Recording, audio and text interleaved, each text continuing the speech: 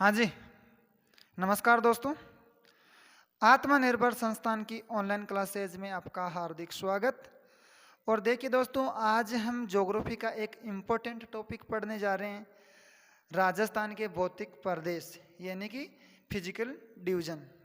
और देखिए दोस्तों, हमारी जो ज्योग्राफी की पहली क्लास हुई थी, जिस दिन भी हमने राजस्थान के भौतिक प्रदेशों की चर्चा की थी, जैसे हमने बात की थी राजस्थान का निर्माण गोंडवाना लैंड और 33 सागर से हुआ था। तो गोंडवाना लैंड के अवशेष है अरावली और हाड़ौती, और 33 सागर के अवशेष है मरुस्थल और मैदान। अभी जो आज के जो हमारा जो आज का जो वर्गीकरण है राजस्थान के भौतिक प्रदेशों का, तो वो 4 भौतिक प्रदेश हैं। उनके बारे में हम डिटेल से चर्चा करेंगे, एक एक का पोस्टमार्टम करेंगे दोस्तों। टेंशन मत लो, और यहाँ से बहुत सारे क्वेश्चन भी बनते हैं दोस्तों। तो पहली बात तो यह है कि भौतिक प्रदेश कहते किसे हैं। पहला क्वेश्चन तो यही आपके सामने है। आज हम पढ़ेंगे, हेडिंग डाल लो राजस्थान के भौतिक प्रदेश। हेडिंग डालो दोस्तों, राजस्थान, राजस्थान के भौतिक प्रदेश, राजस्थान के भौतिक प्रदेश। भौतिक प्रदेश कहते किसे हैं? जो हमारा जो धरातलीय भूभाग है दोस्तों, जो धरातलीय भूभाग पर जो स्थलाकृतियां बनी, जैसे पर्वत, पठार, मैदान, मरुस्थल, उन्हें ही तो भौतिक प्रदेश कहते हैं। जैसे हमारे जब राजस्थान का निर्माण हुआ था, उस समय मैंने बताया था आपको कि हमारे एक तो अरावली बना, जो सबसे प्राचीनतम भौतिक प्रदेश है, फिर उसके बाद में हाड़ौती, फिर बाद में मरुस्थल और मैदान। इस प्रकार हमारे जो राजस्थान की स्थलाकृतियों का निर्माण हुआ। अगर हम बात करें कि स्थलाकृतियों का वर्गीकरण करें, कि अगर हम कहें कि पर्वत किसे कहें, पठार किसे कहें, पहाड़ी किसे कहें, और मरुस्थल या मैदान किसे कहें, तो इनका वर्गीकरण करने के लिए हम दोस्तों, अगर किसी भी स्थलाकृति का यानी कि जो धरातलीय जो स्थलाकृतियां हैं, उनका वर्गीकरण करने के लिए दोस्तों हमें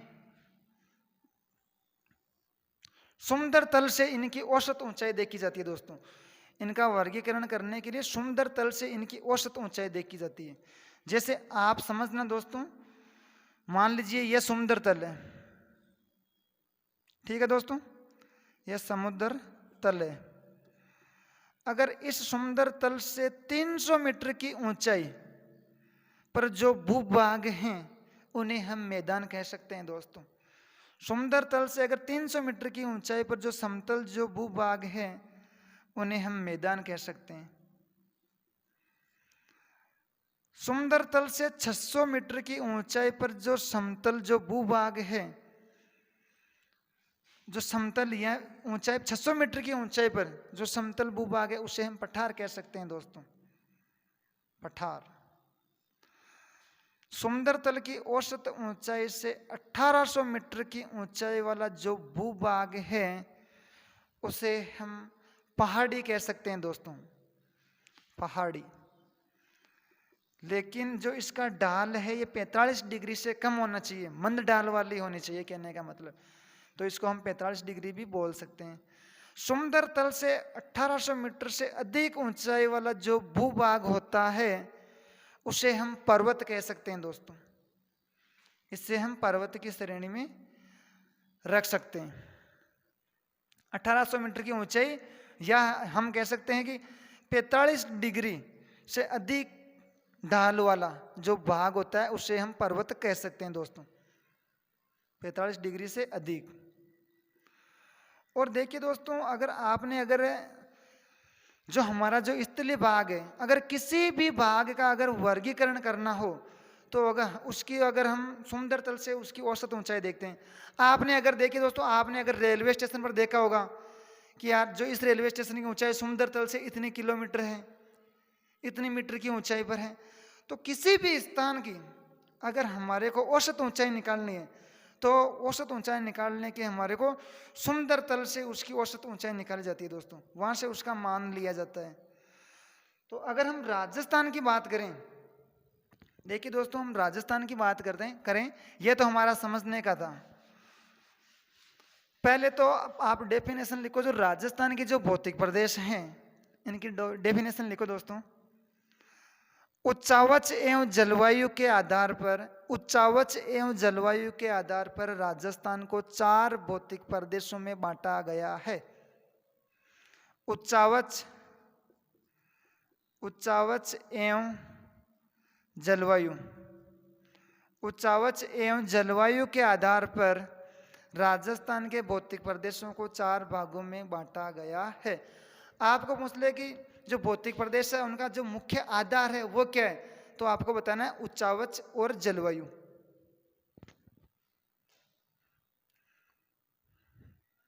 उच्चावच और जलवायु के आधार पर राजस्थान के भौतिक प्रदेशों को किस प्रकार बांटा गया है, अब हम उसकी चर्चा करते हैं दोस्तों।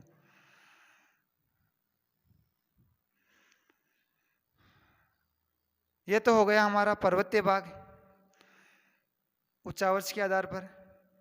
फिर यह हो गया हमारा पठारी भाग, और फिर यह हो गया हमारा मैदान, और फिर इसके बाद में यह हो गया हमारा मरुस्थलीय भाग। देखिए दोस्तों, यह तो हो गया हमारा पर्वतीय भाग, यानी कि अरावली। हमारे 4 भौतिक प्रदेश है, अरावली, हाड़ौती, मैदान और मरुस्थल। ये तो हो गया हमारा पर्वतीय भाग। पर्वतीय भाग को हम मेरू भी कह सकते हैं। मैंने देखिए दोस्तों, जब आपको शब्दावलियों के बारे में बताया था तो मैंने शब्दावलियां भी बताई थी दोस्तों। मेरू किसे कहा जाता है?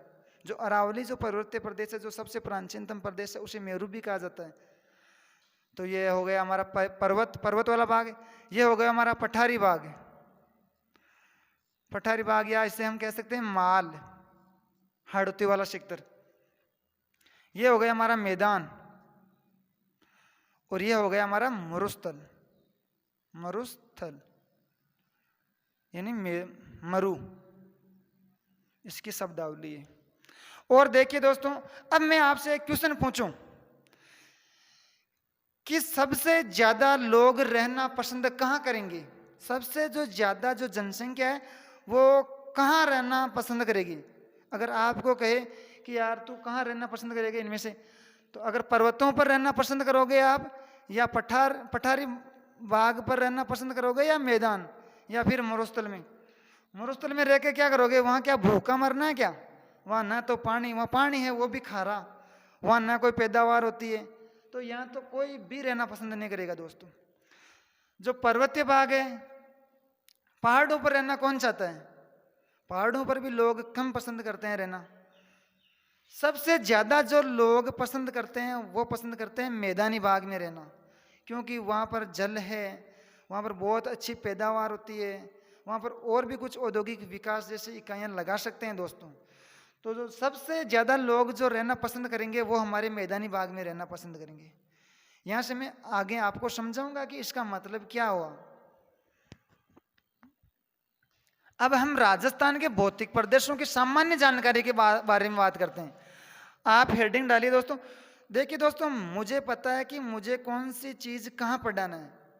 एक एक चीज़ मैंने सेट कर रखी। ये नहीं कि मैंने ये राजस्थान के भौतिक प्रदेश लिखा है और सीधा सीधा लिखा दिया कि इसमें ये इसमें ये, ऐसा नहीं। प्रत्येक चीज़ उस समय बताऊंगा जहां आपको वो उस जगह ही समझ में आएगी दोस्तों। और पहले तो मैं आपको एक लोकेशन के बारे में बता देता हूं कि राजस्थान के जो भौतिक प्रदेश है इनकी लोकेशन क्या है मैप के हिसाब से। फिर हम बाद में हम सामान्य जानकारी के बारे में बात करेंगे, राजस्थान के भौतिक प्रदेशों की सामान्य जानकारी। देखिए दोस्तों, यह हमारा राजस्थान है।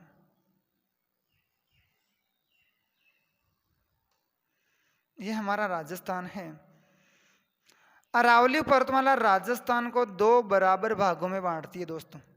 जो अरावली जो पर्वतमाला है यह राजस्थान को 2 भागों में बांटती है। इसके जो इधर वाला भाग है यानी कि पश्चिमी प्रदेश, यानी कि थार का मरुस्थल, हम कह सकते हैं उत्तरी पश्चिमी मरुस्थलीय प्रदेश, या इसे हम कह सकते हैं थार का मरुस्थल। ठीक है दोस्तों, पश्चिमी मरुस्थलीय प्रदेश, या हम कह सकते हैं थार का मरुस्थल। ये वाला जो पोर्शन हो गया ये अरावली, और ये हो गया हमारा मैदानी भाग, नदियों वाला जो भाग है ये हो गया हमारा मैदानी भाग। इधर हमारे एक माही नदी आती है इधर दक्षिण में, तो दक्षिण वाले भाग को जो इधर भी ये वाला भाग है, ये मैदानी भाग है, नदियों वाला भाग है, इसको और इसको मिलाकर इसको हम बोलते हैं पूर्वी मैदानी प्रदेश। और ये वाला जो भाग हो गया हमारा, ये हो गया हाड़ौती प्रदेश। जो इसका निर्माण हुआ ज्वालामुखी से हुआ है दोस्तों, बेसाल्ट लावा की चट्टानों से। यह आ गया हमारा हाड़ौती प्रदेश। यह आ गया हमारा पूर्वी मैदानी प्रदेश, नदियों वाला।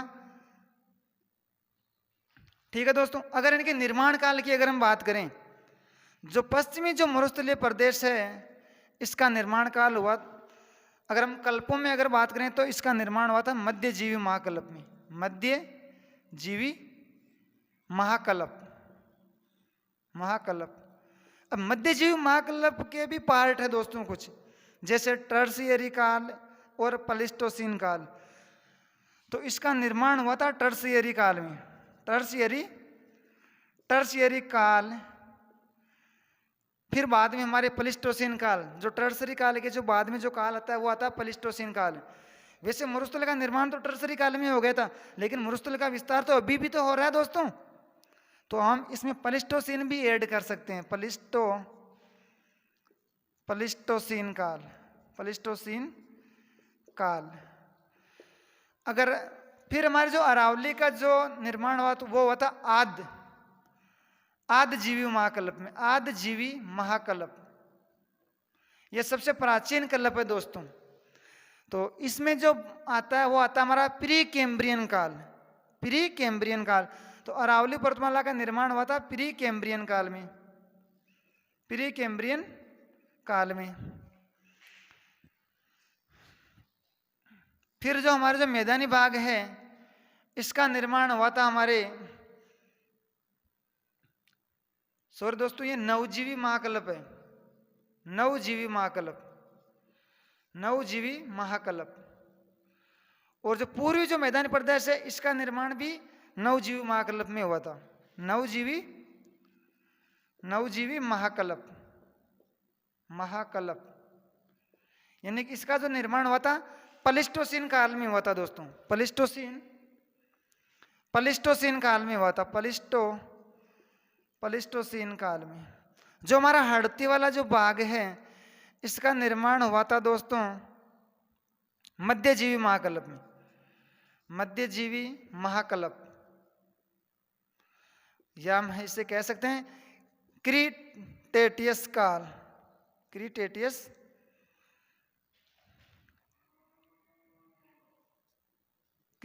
काल। देखिए दोस्तों, जो राजस्थान की जो इस्तेलाह करती है, वो पूरे राजस्थान में मरुस्थल भी तो हो सकता था, या हम कहें कि जो पूरा राजस्थान वाला जो भाग है उसमें पूरे में पठार ही पठार मतलब अरावली पर्वत वाला भाग भी हो सकता था। अगर मैं कहूँ कि राजस्थान वाला जो भाग है, उस पर सभी जगह हमारे को मैदान देखने को मिलने चाहिए, तो ऐसा क्यों नहीं हुआ? हमारे को कहीं पर तो मरुस्थल देखने को मिल रहा है, कहीं पर हमारे को पठारी भाग देखने को मिलता है, कहीं पर हमारे को मैदान देखने को मिलता है, और कहीं पर हमारे को हाड़ौती पठार पर्वत इस प्रकार की इस्तेलाह करते हैं देखने को मिलती है। क्यों? ऐसा क्या हुआ? क्योंकि दोस्तों इनका निर्माण भी तो अलग अलग समय में हुआ है, इनका निर्माण भी तो अलग अलग समय में हुआ, अलग अलग समय में अलग अलग इस्तेलाह करते हैं बनी है दोस्तों। तो यहां तक तो क्लियर है दोस्तों। अब मैं राजस्थान के भौतिक प्रदेशों की आपको सामान्य जानकारी के बारे में बता देता हूं दोस्तों। राजस्थान के भौतिक प्रदेशों की सामान्य जानकारी,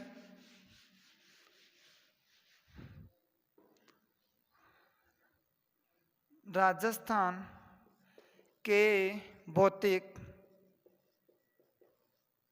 प्रदेशों की सामान्य जानकारी। ठीक है दोस्तों, आप लिखो भौतिक प्रदेश, भौतिक प्रदेश।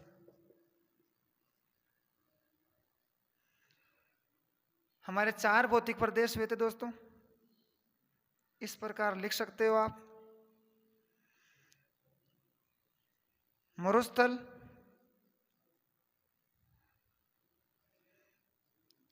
मरुस्थल के बाद में अभी मैंने आपको लोकेशन बताई थी। सबसे पहले इधर हमारा था पश्चिम में मरुस्थल, तो हमने मरुस्थल लिख दिया। फिर अरावली, अरावली, फिर बाद में मैदानी प्रदेश, फिर आ गया हमारा हाड़ौती। ठीक है दोस्तों, ये 4 भौतिक प्रदेश हैं।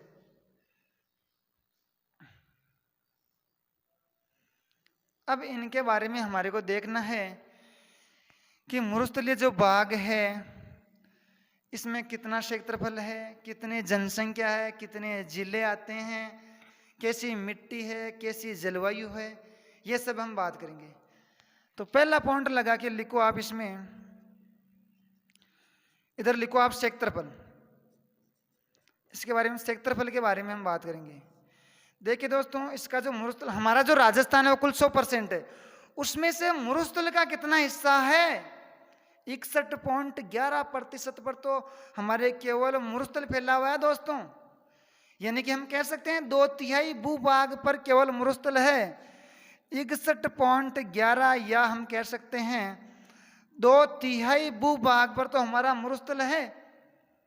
जो बचा हुआ जो 40% है वो इन तीनों में डिवाइड करना है हमारे को।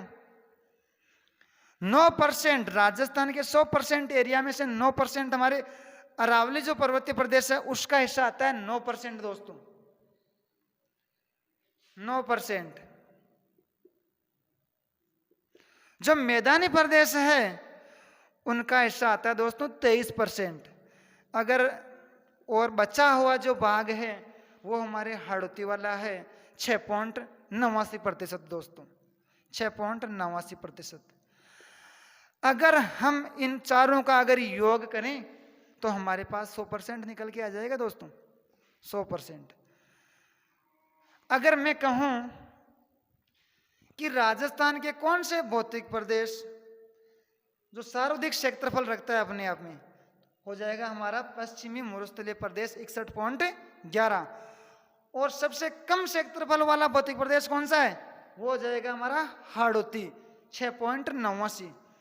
अगर वो इनका आरोही और अवरोही क्रम पूछे, आरोही क्रम का मतलब बढ़ता हुआ क्रम, वो पूछे कि राजस्थान के भौतिक प्रदेश है उनका आरोही क्रम बताइए, यानी कि बढ़ता हुआ क्रम क्षेत्रफल के अंदर पूछे, तो सबसे कम किसका है, हाड़ौती, फिर अरावली, फिर मैदान, फिर मरुस्थल, ये हमारा होगा आरोही क्रम।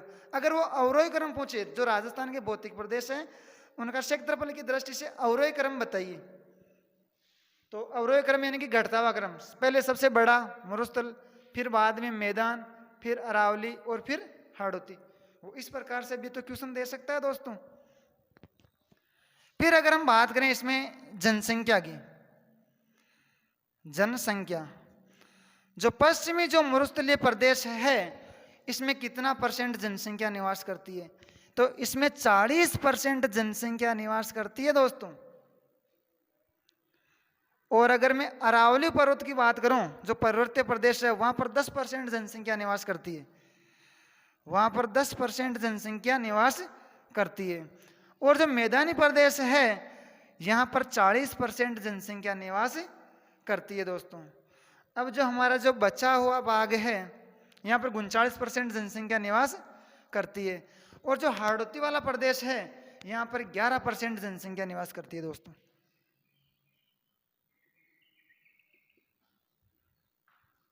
अब मैंने शुरुआत में आपको कहा कि सबसे ज्यादा लोग कहाँ रहना पसंद करेंगे, तो आप तो सोचोगे यार मरुस्थल में तो लोग रहना पसंद बिल्कुल नहीं करते हैं, फिर भी यहाँ पर 40% जनसंख्या है।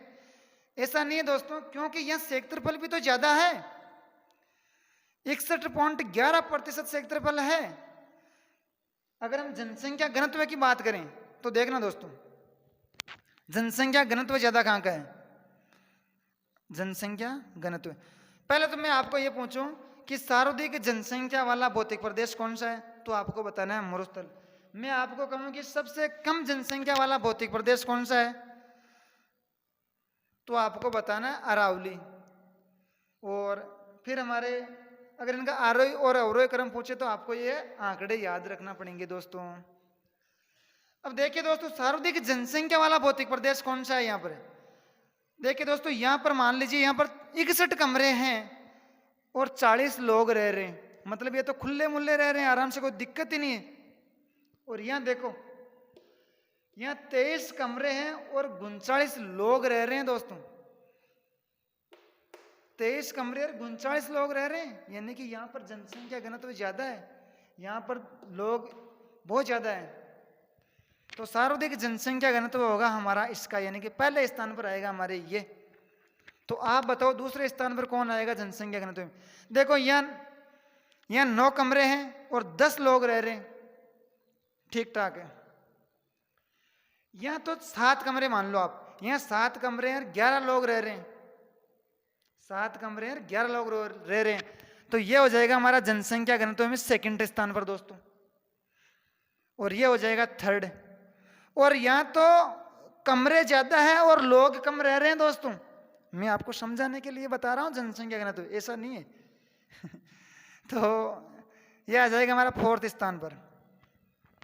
तो अगर पूछे कि सर्वाधिक जनसंख्या घनत्व वाला भौतिक प्रदेश कौन सा है, तो आपको बताना है मैदान, दूसरा हाड़ौती, तीसरा अरावली और चौथा मरुस्थल। यहां तक क्लियर है दोस्तों? हमने क्षेत्रफल, जनसंख्या और जनसंख्या घनत्व के बारे में बात कर ली दोस्तों, घनत्व। अब हम बात करेंगे कि जो पश्चिमी जो मरुस्थल है, मरुस्थलीय प्रदेश है, इसमें कितने जिले आते हैं, अरावली वाले में कितने जिले आते हैं, मैदानी भाग में कितने आते हैं और हाड़ौती में कितने जिले आते हैं। तो देखिए दोस्तों, जो जिले, अब नीचे पॉइंट लगा लेना आप, जिले जो मरुस्थलीय जो प्रदेश है, मरुस्थलीय प्रदेश में देखिए दोस्तों 12 जिले आते हैं। जो अरावली जो प्रदेश है इसमें 13 जिले आते हैं। और ये क्वेश्चन भी आया हुआ है, मुख्य रूप से जो अरावली प्रदेश है इसमें कितने जिले हैं? मुख्य रूप से अगर बात करें तो 7 जिले हैं दोस्तों, 7 जिले। और जो हमारा जो मैदानी प्रदेश है नदियों वाला, इसमें 10 जिले हैं दोस्तों, 10 जिले। और जो हाड़ौती वाला भाग है इसमें 7 जिले आते हैं दोस्तों, इस भौतिक प्रदेश में 7 जिले आते हैं। तो आपके दिमाग में ऐसा चल रहा होगा कि जिले तो 33 ही हैं, लेकिन यहाँ तो अगर काउंटिंग करें तो 33 से भी ज्यादा हो रहे हैं। 12 और 13 25, 25 और 10 35 और 7 42 हो रहे हैं। ऐसा क्यों? क्योंकि देखिए दोस्तों, हम ज्योग्राफी को सीमाओं में नहीं बांध सकते हैं। मरुस्थल एक से अधिक जिलों में भी तो हो सकता है। जो अरावली है ये तो नहीं है कि वो एक ही जिले में, तो वो दूसरे जिले में नहीं हो सकती है, इधर वाले मरुस्थल वाले में नहीं हो सकती है। तो ज्योग्राफी को हम सीमाओं में नहीं बांध सकते हैं दोस्तों। अगर क्वेश्चन ऐसे आए कि हमने पढ़ा था कि ये हमारी अरावली है और इधर वाला जो भाग है वो मरुस्थलीय प्रदेश है, तो इधर हमने पढ़ा नीचे कि जो मरुस्थलीय प्रदेश है इसमें 12 जिले आते हैं। ठीक है, 12 जिले आते हैं, लेकिन क्वेश्चन इस प्रकार आ जाए कि अरावली के पश्चिम में कितने जिले हैं, तो आपको बताना है 13।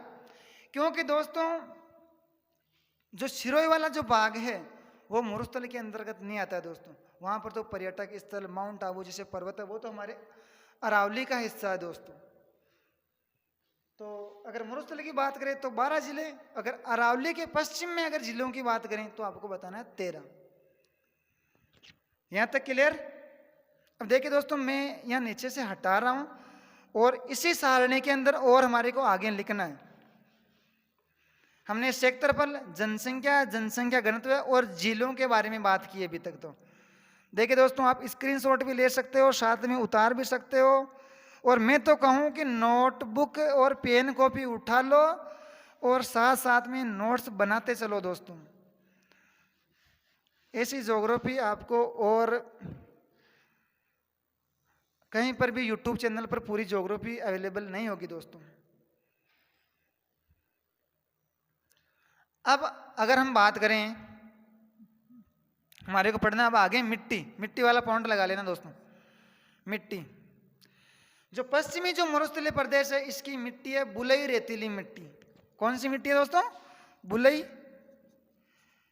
रेतीली मिट्टी। जो अरावली वाला भाग है इसकी मिट्टी है, यहाँ पर्वतीय मिट्टी बोल दो या बोल दो आप वन्य मिट्टी। पर्वतीय मिट्टी या फिर वन्य मिट्टी बोल दो। वन्य तो है पर्वतों पर, और है क्या, तो वन्य मिट्टी। जो मैदानी प्रदेश है इस क्षेत्र में जो मिट्टी है वो है जलोढ़ मिट्टी, जलोढ़ बोल दो, या फिर आप बोल दो दोमट मिट्टी, दोमट, या फिर बोल सकते हो आप कछारी मिट्टी, कछारी मिट्टी। ठीक है दोस्तों, जो हाड़ौती वाला भाग है इसमें आती है हमारी काली मिट्टी। काली मिट्टी को हम रेंगुड़ या रेंगुर भी बोल सकते हैं, रेंगुड़ या रेंगुर।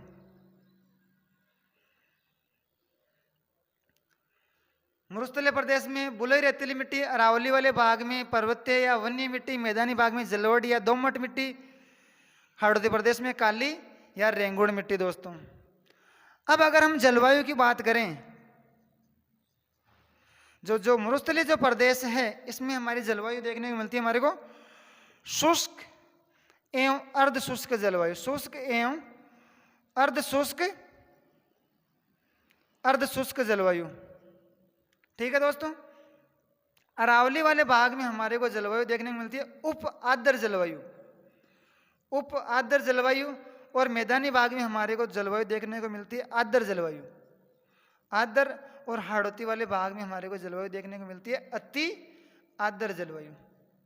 ठीक है दोस्तों, मरुस्थलीय प्रदेश में शुष्क एवं अर्ध शुष्क जलवायु, अरावली वाले भाग में उप आर्द्र जलवायु, मैदानी वाले भाग में आर्द्र, और हाड़ौती वाले में अति आर्द्र जलवायु देखने को मिलती है। यह तो हमारे जो भौतिक प्रदेशों की सामान्य जानकारी है, लगभग आपको एग्जाम में क्वेश्चन यहीं से देखने को मिलता है दोस्तों। और हम इनके बारे में डिटेल से बात करेंगे दोस्तों। ऐसा नहीं है कि मैं मरुस्थलीय प्रदेश को उठाया और सीधे क्वेश्चन बता दिया कि मरुस्थल का विस्तार इतना है, लंबाई चौड़ाई। जो पश्चिमी जो मरुस्थलीय प्रदेश है 2 देशों में फैला हुआ है, पाकिस्तान भारत में 4 राज्यों में फैला हुआ है, ऐसे नहीं। मैं जहाँ जो पॉइंट आएगा उसी समय वो लिखवाया जाएगा दोस्तों, और मुझे पता है कि वो पॉइंट कहाँ और कैसे लिखाना है। जो फैक्ट है वो फैक्ट, मैं सीधे फैक्ट नहीं बताऊंगा दोस्तों, आपको क्रम से बताऊंगा, पोस्टमार्टम करते समय बताऊंगा दोस्तों, एक एक का पोस्टमार्टम करेंगे। तो अब आप हेडिंग डालिए पश्चिमी मरुस्थलीय प्रदेश। अब हम जो हमारा पहला भौतिक प्रदेश है पश्चिमी मरुस्थलीय प्रदेश, देखिए दोस्तों, भौतिक प्रदेशों का वर्गीकरण अगर किसी विद्वानों के बारे में पूछ ले तो सर्वप्रथम हमारे जो भौतिक प्रदेश है, एक वीसी मिश्रा, विनोद चंद मिश्रा ने राजस्थान के भौतिक प्रदेशों को पहले 7 भागों में बांटा था दोस्तों। फिर बाद में हमारे एच.एम. सक्सेना ने भौतिक प्रदेशों को 4 भागों में बांटा, और जो आज हम वर्तमान में पढ़ते हैं। और हम उच्चावच और जलवायु के आधार पर राजस्थान के भौतिक प्रदेशों को 4 भागों में बांटे थे दोस्तों। तो अब आप पहला जो भौतिक प्रदेश है उसकी हेडिंग लगा लीजिए दोस्तों, उत्तरी पश्चिमी मरुस्थलीय प्रदेश, उत्तरी पश्चिमी मरुस्थलीय प्रदेश, मरुस्थलीय प्रदेश, या इसे हम कह सकते हैं थार का मरुस्थल। अब इसमें आप पहला पॉइंट लगा के लिखो कि इसका निर्माण कब हुआ। इसका निर्माण हुआ था दोस्तों टर्शियरी काल में, टर्शियरी काल, टर्शियरी काल। और लिख सकते हो आगे आप, जो इस पश्चिमी जो मरुस्थलीय प्रदेश है इसका निर्माण टर्शियरी काल और प्लीस्टोसीन काल में हुआ था दोस्तों, टर्शियरी काल और प्लीस्टोसीन काल में हुआ था। अब सेकंड पॉइंट लगा के लिखो आप विस्तार। अब हम इसके विस्तार के बारे में बात करेंगे दोस्तों। विस्तार में हम ए पॉइंट लगा लेना आप, यानी कि इसकी लंबाई,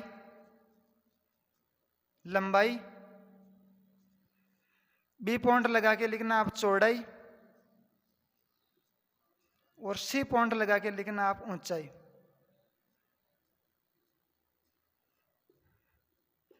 देखिए दोस्तों, यह हमारा जो मरुस्थलीय प्रदेश है इसका जो विस्तार की अगर हम बात करें तो इसकी जो ये लंबाई है यह तो है 640 किलोमीटर, तो लंबाई में लिख सकते हो आप 640 किलोमीटर। इसकी जो चौड़ाई है वो है 200 से 300 मीटर दोस्तों। इसकी जो चौड़ाई है वो है 200 से,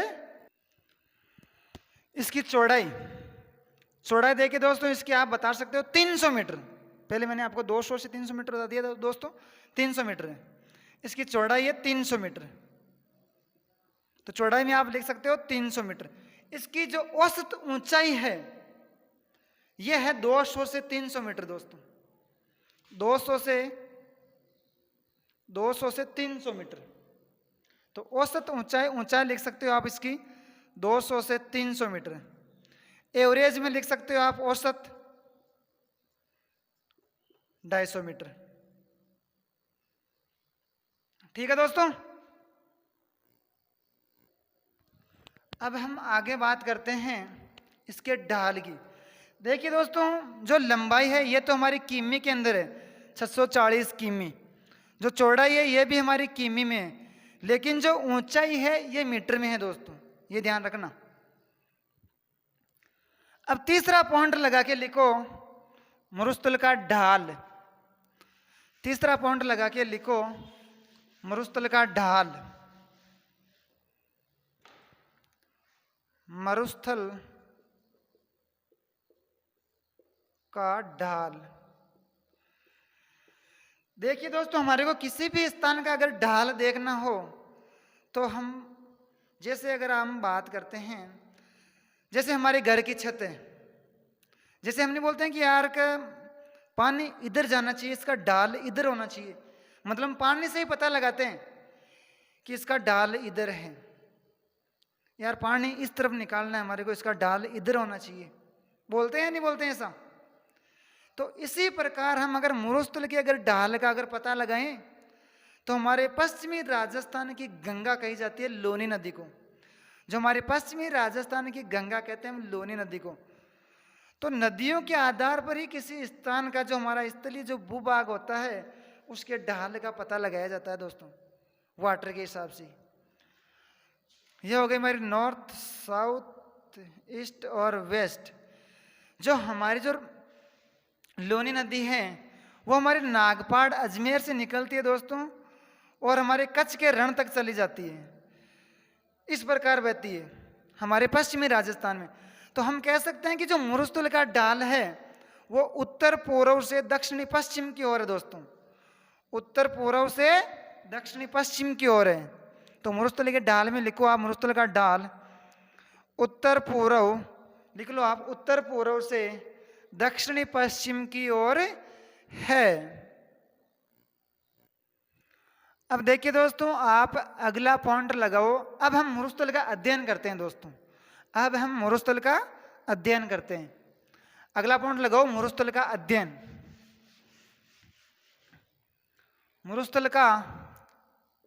मरुस्थल का अध्ययन। देखिए दोस्तों, अध्ययन की दृष्टि से लिखो आप मरुस्थल का अध्ययन, नीचे लिखो अध्ययन की दृष्टि से मरुस्थल को दो भागों में बांटा जाता है। अध्ययन की दृष्टि से मरुस्थल को दो भागों में बांटा जाता है। दो भाग कौन कौन से हैं? शुष्क मरुस्थल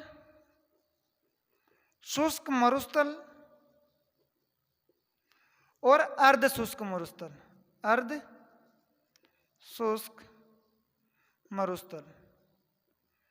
ठीक है दोस्तों, अध्ययन की दृष्टि से मरुस्थल को दो भागों में बांट दिया हमने, शुष्क मरुस्थल और अर्ध शुष्क मरुस्थल। तो शुष्क मरुस्थल किसे कहते हैं और अर्ध शुष्क मरुस्थल किसे कहते हैं?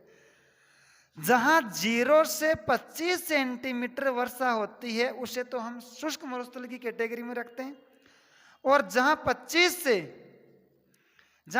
से 50 सेंटीमीटर जो वर्षा होती है उसे हम अर्ध शुष्क मरुस्थल में रख सकते हैं दोस्तों। जैसे कि हमारा ये पश्चिमी जो मरुस्थलीय प्रदेश है, इसको जो 25 सेंटीमीटर समवर्षा देखिए दोस्तों दो भागों में बांट देती है। यहाँ पर होती है 0 सेंटीमीटर वर्षा और यहाँ होती है 25 सेंटीमीटर वर्षा। फिर इसके बाद में इधर यहाँ तक होती है 50 सेंटीमीटर वर्षा। और यहाँ से बहुत लॉजिकल क्वेश्चन भी बनने वाले हैं आगे दोस्तों, मैं आपको क्वेश्चन भी हल करवाऊंगा, आप समझते चलो। मैं यहाँ से ये कह सकता हूँ, इधर वाला तो हो गया हमारे 0 से 25 सेंटीमीटर जहाँ वर्षा होती है उसको हम कहते हैं शुष्क मरुस्थल, और जहाँ 25 से 50 सेंटीमीटर वर्षा होती है उसको हम कह सकते हैं अर्ध शुष्क मरुस्थल, और इसको हम कह सकते हैं शुष्क मरुस्थल। देखिए दोस्तों, 25 सेंटीमीटर जो समवर्षा रेखा है यह मरुस्थल को 2 भागों में बांटती है, शुष्क एवं अर्ध शुष्क मरुस्थल। तो आप नोट लगा के लिख सकते हो, नोट लगा के लिख सकते हो आप, 25 सेंटीमीटर समवर्षा रेखा, 25 सेंटीमीटर समवर्षा रेखा मरुस्थल को 2 भागों में बांटती है, शुष्क एवं अर्ध शुष्क। ठीक है दोस्तों, अब हम पोस्टमार्टम करते हैं। पहले तो शुष्क मरुस्थल का करेंगे और फिर बाद में करेंगे हम अर्ध शुष्क मरुस्थल का। अब आप हेडिंग डालिए शुष्क मरुस्थल। ठीक है दोस्तों, शुष्क मरुस्थल हेडिंग डालिए, शुष्क मरुस्थल। शुष्क मरुस्थल की पहले तो आप डेफिनेशन लिख लीजिए। शुष्क मरुस्थल को हम राठी प्रदेश भी कहते हैं दोस्तों। मैंने आपको पहले तो आप डेफिनेशन लिखो, शुष्क मरुस्थल या राठी प्रदेश। राठी प्रदेश 25 सेंटीमीटर से कम वर्षा वाले भौतिक प्रदेश को शुष्क प्रदेश कहा जाता है या राठी प्रदेश कहा जाता है। जब मैंने आपको शब्दावलियों के बारे में बता रहा था आपको, राठी, राठ, माल, मालव, इस प्रकार, तो मैंने राठी की डेफिनेशन लिखाई थी दोस्तों। 25 सेंटीमीटर से कम वर्षा वाले प्रदेश को राठी प्रदेश कहा जाता है, और इसमें मुख्यतः जैसलमेर जिला है। बताया नहीं या नहीं बताया? याद करो पीछे वाली क्लास। तो इसकी डेफिनेशन हो गई। अब शुष्क मरुस्थल को भी 2 भागों में बांटा। अब अध्ययन की दृष्टि से ऐसे लिखो, अध्ययन की दृष्टि से शुष्क मरुस्थल को भी 2 भागों में बांटा गया है। शुष्क मरुस्थल को भी अध्ययन की दृष्टि से 2 भागों में बांटा गया है दोस्तों। अब इसके 2 भाग कौन से हैं? एक तो हो गया हमारा बालू का मुक्त प्रदेश, बालू का मुक्त प्रदेश, और एक हो गया हमारा बालू का युक्त प्रदेश। ठीक है दोस्तों, बालू का जो मुक्त प्रदेश है वो तो है 41.5%, और जो बालू का जो युक्त प्रदेश है वो है 58.5%। अब बालू का मुक्त क्या होता है? देखिए दोस्तों, अगर हम मरुस्थल की बात कर रहे हैं तो ऐसा नहीं है कि मरुस्थल है तो मरुस्थल में सभी जगह हमारे को दोहरे या रेत के टीले देखने को मिलेंगे, ऐसा नहीं है। जैसे अगर हम जैसलमेर की बात करें तो वहाँ हमारे को सोनारगढ़ की पहाड़ियों पर हमारा सोनारगढ़ का किला है, तो वहाँ पर पहाड़ी सेक्टर है। अगर हम जोधपुर की बात करें तो वहाँ पर मेहरानगढ़ पहाड़ी है, मेहरानगढ़ पहाड़ी, मेहरानगढ़ दुर्ग है। और अगर हम बात करें तो हमारे बाड़मेर में 56 की पहाड़ियाँ देखने को मिलती है हमारे को। इस प्रकार वहाँ पर भी पर्वतीय सेक्टर हैं, पथरीला मरुस्थल हैं। तो हम ये नहीं कह सकते हैं कि जो मरुस्थल है उसमें ओवरऑल सभी जगह बालू का स्तूप या हमारे को रेत के टीले देखने को मिलेंगे। तो वहाँ पर भी तो बालू का मुक्त प्रदेश हो सकते हैं। तो बालू का मुक्त प्रदेश है दोस्तों 41.5। अगर हम जिलों की बात, तो जो पथरीला मरुस्थल होता है दोस्तों उसे हम्मादा कहा जाता है। जो पथरीला जो मरुस्थल होता है उसे हम्मादा कहते हैं। इसका लिख लो, बालू का मुक्त का यहाँ लिख लो कारण, पथरीला मरुस्थल, पथरीला मरुस्थल को हम्मादा कहा जाता है। और इसमें कौन कौन से जिले हैं हमारे? जैसलमेर, पथरीला मरुस्थल के अंतर्गत जैसलमेर में देखिए दोस्तों, एक तो हमारे पोखरण में देखने को मिलता है, एक हमारे लोदरवा जैसलमेर, और रामगढ़ जैसलमेर, यहाँ पर हमारे को पथरीला मरुस्थल देखने को मिलता है। फिर हमारे अगर बात करें तो जोधपुर में हमारे को पथरीला मरुस्थल देखने को मिलता है। और अगर मैं बात करूँ तो बाड़मेर, दिखाई दे रहा है ना? हाँ, बाड़मेर,